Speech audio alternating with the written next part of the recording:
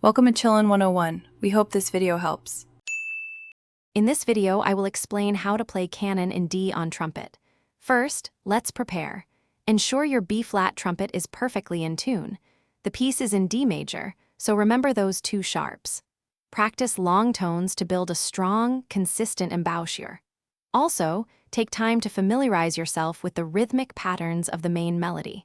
This foundational work is crucial for a beautiful performance. Now, let's dive into the melody and fingerings. The iconic opening phrase often starts on A, which is valves 1 and 2 on a B-flat trumpet.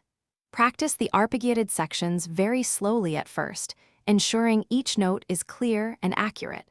Remember to observe all dynamic markings to bring out the music's emotion.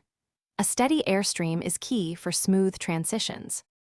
Next, we'll focus on articulation and dynamics. For legato passages, use a very light tongue to connect notes smoothly, creating a singing quality. When you encounter staccato sections, aim for a crisp, clear articulation. Pay close attention to crescendo and decrescendo markings to shape the phrases. Varying your dynamics will truly bring the melodic contours to life, adding depth to your performance. Finally, here are some practice and performance tips. Always practice with a metronome to ensure rhythmic precision. Recording yourself is incredibly helpful for identifying areas that need more work.